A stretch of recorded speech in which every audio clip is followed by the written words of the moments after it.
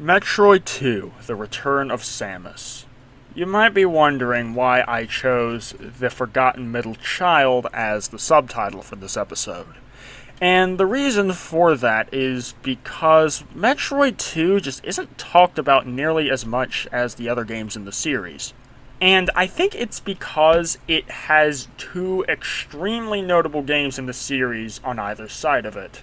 On one side, you have Metroid NES, the very first Metroid game, and therefore, that game's talked about a lot by default because it's the first one in the series, and is usually the base point for comparison. On the other side, we have Super Metroid, a game that heavily refined the formula and is considered by many to be the best game in the series. And then, sandwiched between the two, we have Metroid 2, a title on the Game Boy. It did make many steps forward for the series, but it also took a few steps back as well. While it is a lot more refined than Metroid 1, it isn't quite nearly as refined as the games that came after it, which are much more polished games. And since it is on the Game Boy, I'm pretty sure that doesn't help, since Metroid 1 was a good starting point for the series, but was really crude. But many games on the Game Boy weren't exactly quite as refined as NES counterparts. Obviously, there are some exceptions to this, but there's still that stigma in the back of people's minds that sort of makes them think Metroid 2 isn't quite as good as it really is. But today, we're going to be giving Metroid 2, Return of Samus, the attention it deserves. We're going to be taking an in-depth look at this game and how it improves upon the original. Anyways, let's get into it. Normally, I'd talk about story later, but because this is a Game Boy game and the story isn't that much more deep than NES Metroids was, I'll go ahead and talk about it now. So, after Samus Aran infiltrated Zebes, stopped the space pirates from using the Metroids as bioweapons, and defeated their leader, Mother Brain, the Galactic Federation realizes and agrees that the Metroids are a huge threat to galactic civilization. As such, the Galactic Federation sends a research team to their homeworld of SR-388, but soon they lose contact. Upon that happening, they send a Special Forces squadron, but once again, they lose contact with them. At that point, the Galactic Federation once again enlists the services of Samus Aran to infiltrate the Metroid homeworld of SR-388 and wipe them out. So Samus gets in her little gunship, lands on the planet, and gets to work.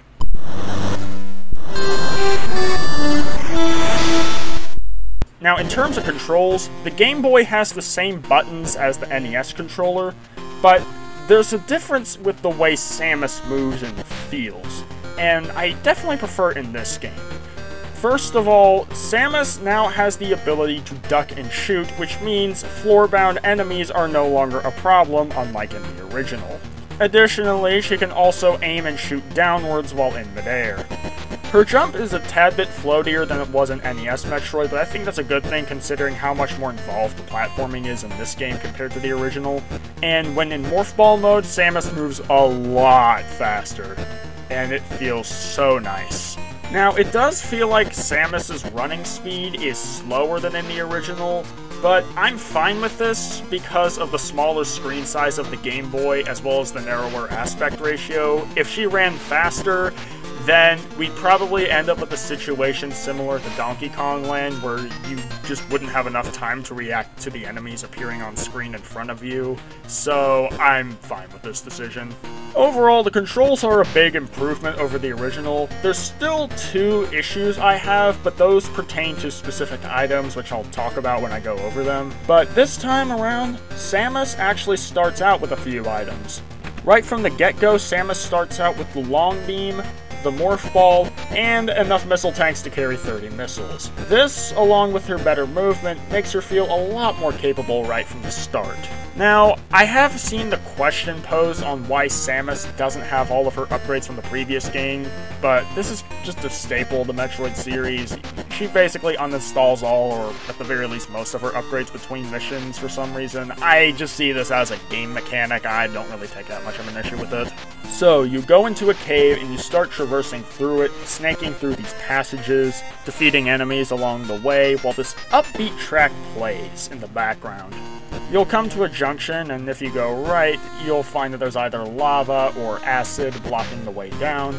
And if you go to the left, you'll find a Metroid lying on the ground. You'll probably wonder for about a second what the hell it's doing before another creature bursts out of the top of it. This is an evolution of the Metroids. The ones that we saw in Turian in the first game were just the Larval Metroids. This is an Alpha Metroid.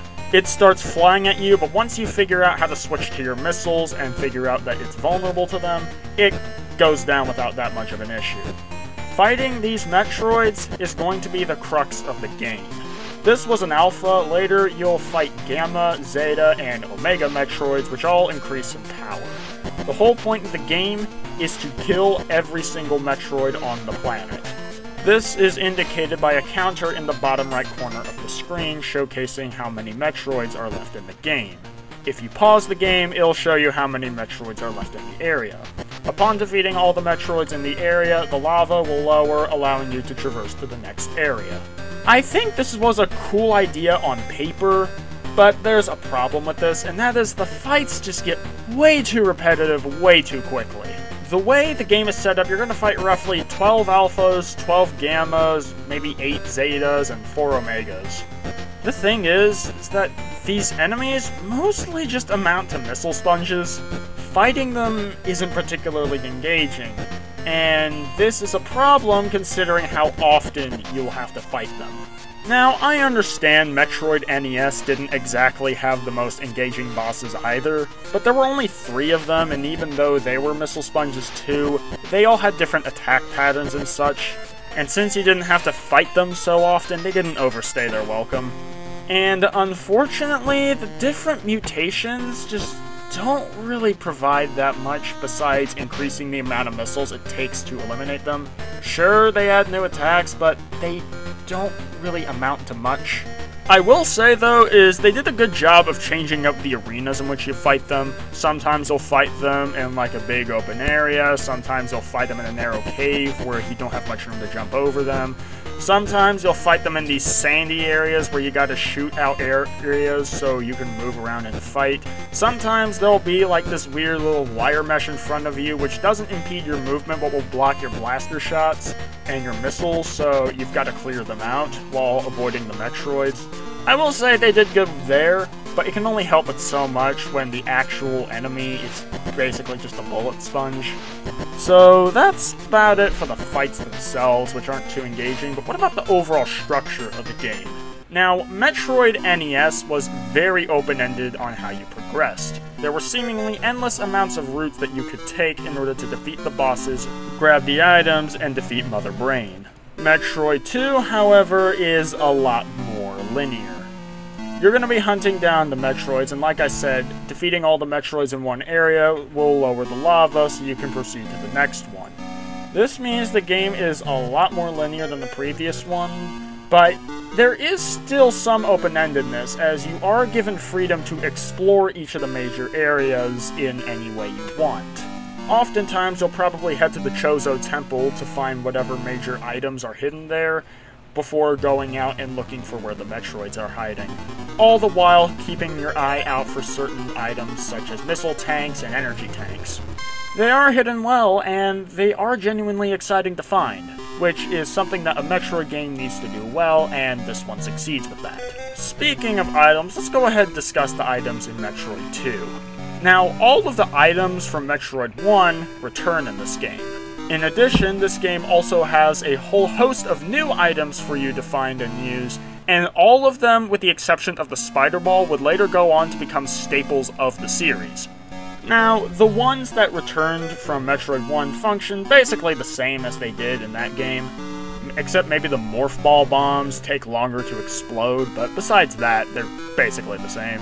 First new item we have is the Spider Ball, a really cool item that allows you to stick to ceilings and walls while in Morph Ball mode. Doing so, however, will also slow down your movement, but it's not that big of a deal. It really gets you thinking about environments in new ways, and I really like the way it's implemented in many situations, although there is a bit of an issue with the controls. Now, to activate the Spider Ball, you have to hit down while in Morph Ball mode. Now, if you're on the floor or next to a wall, this isn't really an issue, but this is a bit of a problem if you're trying to stick to a ceiling. And once you are in Spider Ball mode, sometimes, like, the direction that you're supposed to hit on the D-pad in order to get moving in the way you want isn't always clear, especially if you're at a corner. And sometimes you can even get to scenarios where you're holding, say, right on the D-pad, but you're going left. For that, though, I'm not really sure if I can conceive a fix, at least not on the Game Boy. Still, overall, it's a really cool addition. Next new item is the Spring Ball. This just allows Samus to jump while she's in Morph Ball mode instead of having to use bombs to propel her upward. It's a nice quality of life addition, especially considering how long bombs take to blow up in this game. The Space Jump is a new item that allows Samus to repeatedly spin jump in midair. This is a really cool item, but unfortunately in Metroid 2, the timing for hitting the jump button in order to spin jump again in midair is just the most picky thing ever. If you fuck up the timing, you're gonna drop like a sack of bricks. As a result, whenever I need to climb large vertical areas, I'll usually use the Spider Ball instead, because even though it's slower, it's a lot more reliable, and if you mess up the timing in midair, you're gonna fall to the bottom and lose all your progress. Maybe this wouldn't be too bad if I could enter Morph Ball mode in midair and then stick to the side of the wall with the Spider Ball so I could keep most of my progress, but unfortunately you cannot activate the Morph Ball in midair. Still, the Space Jump is a pretty cool item that would become a staple of the series. Additionally, we have two new beam types, the Spazer Laser Beam and the Plasma Beam. The Spazer Beam makes it so Samus shoots 3 beams at once, kind of like a shotgun, and the Plasma Beam is a very long beam that pierces through multiple targets, and is very powerful. Now, in Metroid 1, I talked about how it was a problem that you couldn't stack multiple beam types, and in Metroid 2, this is also true. You can't stack multiple of your beam types. Getting a new beam will replace the old one. However, here, I don't think it's nearly as much of a problem, for several reasons. Since the game is more linear, you're going to find these beams in pretty much the same order unless you just happen to miss one. You'll start off with the standard power beam, but then in the first Chozo Temple, you'll find the ice beam. In the second Chozo Temple, you'll find the wave beam, and then in the third Chozo Temple, early on, you'll find the Spazer beam, and then later the plasma beam. Again, each one replaces the beam you had previously, but I feel like the beams are structured in a way they get more powerful as you go on. For example, the ice beam just adds a freezing ability to your shots. You don't unfreeze enemies by shooting them again this time, and as such, it doesn't basically halve your damage effectively. Basically, it allows you to just stun enemies. While you can make impromptu platforms with this, in this game, you don't really get much use out of it because there aren't really any items or secrets to find that require this or are even benefited with this. So really, it's more of just a stun effect to your beam. The wave beam doubles your damage like in the original, and also causes it to pierce through walls and arc in a sine wave. It can be harder to land precise shots against smaller enemies, but the extra damage does help shred through others. The Spazer shoots 3 projectiles, which I believe all have the same amount of power as your regular beam, which means if all 3 of them hit your target, you've effectively tripled your firepower. And unlike the wave beam, since it doesn't arc, you're guaranteed that, or not really guaranteed, but it's a lot more likely that at least one of the beams is going to hit your target, which makes dealing with smaller enemies a breeze. Finally, we have the Plasma Beam, which is the most powerful of them all, can pierce through multiple targets, and just shreds through enemies. Each beam is a very noticeable improvement over the previous one, at least in my opinion. And because I don't really feel like I need to switch back to a previous beam, the fact that the beams don't stack, and the fact that I can't switch between them at will isn't nearly as much of a problem. While I still think that maybe they should have one for those that want it, it's definitely nowhere near as bad as it was in the first game. And like in the first game, you do need the Ice Beam in order to defeat the Larval Metroids at the end of the game. But thankfully, this time there's a very convenient Chozo statue that happens to have an Ice Beam right before that area. So if you need to switch to it, you have a convenient place to do so. Additionally, in the last Chozo Temple before the final area, there is a shaft where there's 4 rooms stacked on top of each other, and each of them has one of the beam types in the game, so you can just conveniently switch there if you want as well. While I still prefer having the beam type stack, this is definitely an improvement. But that doesn't compare to the 2 most notable improvements this game makes over Metroid 1. Save stations and recharge stations. If you watched my episode about Metroid NES, you'll remember how I bitched and moaned all about the freaking health system. That was the biggest flaw, the fact that you had to slowly and tediously grind out enemy kills just to restore your health and ammo. It also didn't help that the password system forced you to respawn with only 30 energy, which only made the issue worse. But in Metroid 2, there's actual save stations. By pressing start while standing on top of them, it'll save your game just like you'd think it would, and then you can reload from your save file later. Or if you'll die, then you'll respawn at your save file where you last saved. It's a very nice quality of life feature. And because that there are these convenient places where I can just touch the big glowing ball or the big glowing missile and have my energy or my missiles restored respectively, this eliminates the need for tediously grinding out kills, which makes this game so much better than the original. Although, if I had to nitpick, there is a bit of an issue with the placement. Now, save stations are placed where you'd think they are. They're in pretty high traffic areas and makes sense where they're placed. Recharge and reload stations, on the other hand, are often placed in these backwater areas that you probably never think to look for them. And I'm not quite sure why a feature like this is hidden. And if you're playing without a map up, good luck remembering where they are. Speaking of which, that's another thing with this game, it doesn't have a map screen. Now, in NES Metroid, they didn't have a map screen either, but I feel like it's a bit more of an issue here because of how samey the areas look. This is due in part to the technical limitations of the Game Boy compared to the NES. While the NES suffered from a lack of a map screen as well, at least each of the major areas were more distinct with their use of color, but since everything is all gray or green if you're playing on an original Game Boy, or kinda red and kinda blue if you're playing on a Game Boy Color or GBA, the areas just blend together, and honestly, playing with a map just really improves the experience for me. So yeah, in terms of backtracking, since this game is a lot more linear, you'd think it wouldn't really suffer from this.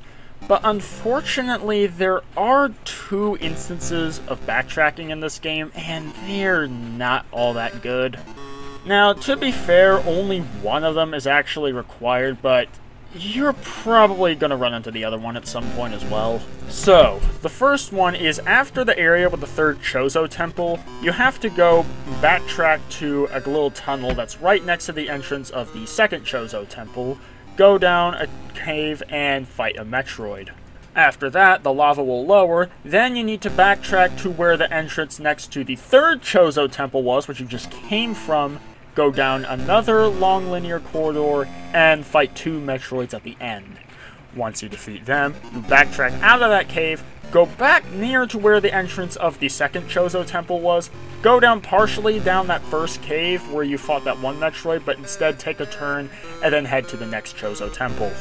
Like, this isn't horrible, it's not game ruining, but it just takes a while and is a huge pace breaker in my opinion. Like, honestly, if they just flipped the order of those 2 dead-end caves with the Metroids at the end of them, then this whole backtracking issue wouldn't really even be a problem.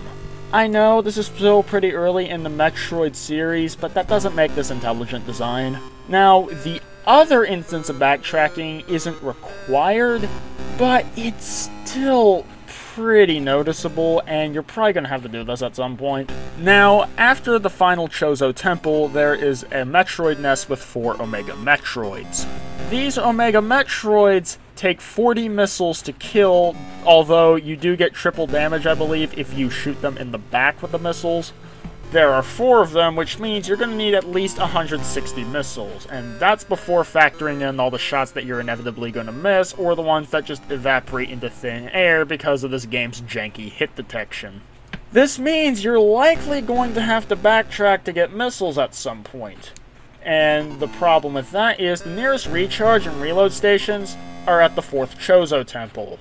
And getting there from the Omega Nest, and then getting back to the Omega Nest, round trip takes roughly 15 minutes. Like, this could have easily been fixed by having the recharge and reload stations there in the Omega Nest, or at the very least really close to it. And it would be one thing if they just prevented me from recharging and forced me to go fight all 4 of them on limited resources. But the thing is, the option is there, it just takes a long time and is boring. Now, you could technically take out all 4 of them without running out of missiles if you're accurate enough, but I guarantee you're going to have to backtrack here at least once. Usually the way I end up doing it is there's this area, so you go through a tunnel, you head up into this circular area, you find, oh look, there's an Alpha Metroid all the way down here. Kill him, head back down, oh shit, the lava's risen. So I run around, see if there's a secret passage, go to the area where I fought the Alpha, realize, oh shit, there's an Omega. Kill the Omega, then backtrack to the Chozo Temple, recharge energy, refill missiles, head back to the Omega Nest, continue forward, fight the other 3 Omegas. That's the way I do it, but unfortunately, it still takes quite a bit. So, before we talk about the final area of the game, I do want to briefly discuss the soundtrack. Personally, for me, 8-bit music is hit or miss. What do I think of Metroid 2's soundtrack? It's a very mixed bag. You see, on one hand, you have amazing tracks like Surface of SR388, the Chozo Temple theme, and the area theme for the final level. These are all amazing. Surface of SR388 is so freaking cool and bombastic to listen to, and honestly, I think it's better than Brinstar in the original game. The Chozo Temple theme is pretty, disorienting, but I think it works well, and it sounds very alien. Which, considering that this is the homeworld of the Metroids, makes sense. I feel like this would be played in, the Chozo equivalent of whatever Jabba's palace is. Basically, when the soundtrack tries to be, an actual song, it succeeds with flying colors, and I feel like the Game Boy's more abrasive sound font actually works to the soundtrack's favor. Unfortunately, half the time, or even more than that, the game doesn't really go for a song with the soundtrack, instead goes for ambience, and it just does not work well, in my opinion.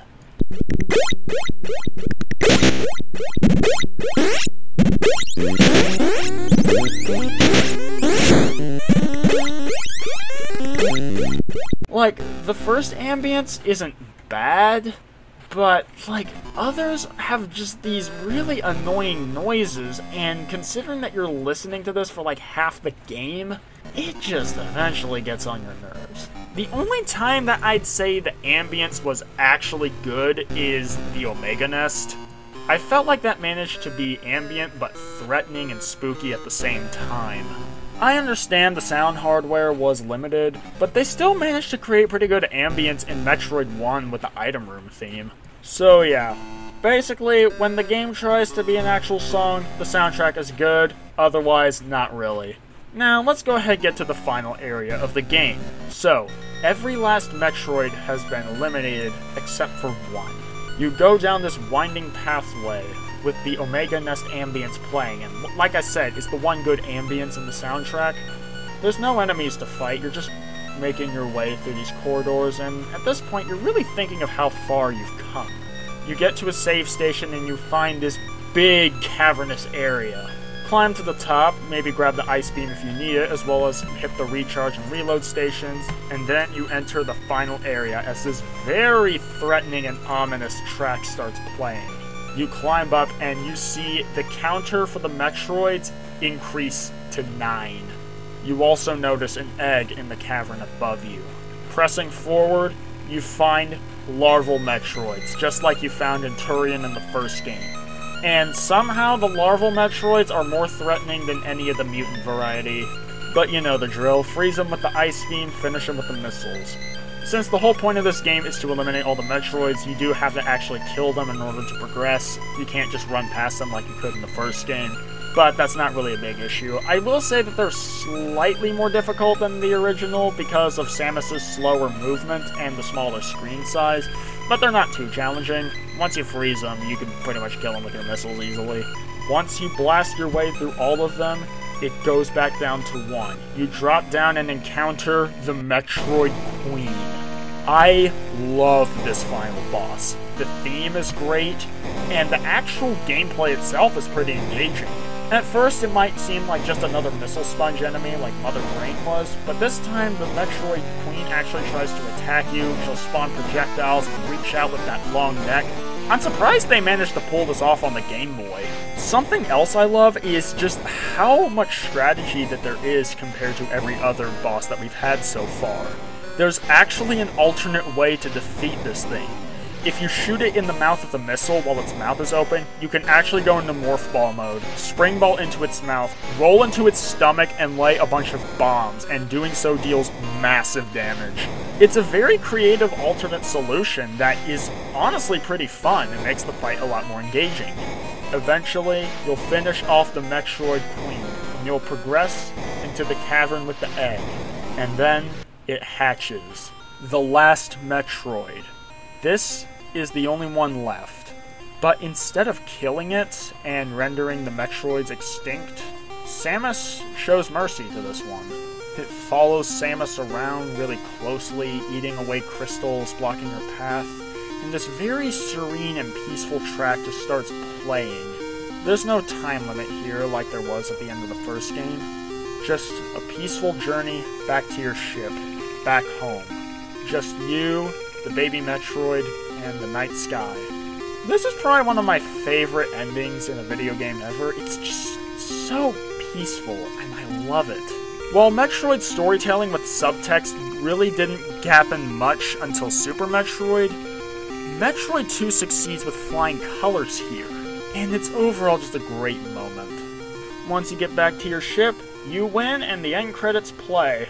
And that was Metroid 2 Return of Samus. So what did I think of it overall? Well, personally, I think it's a pretty big improvement over the original.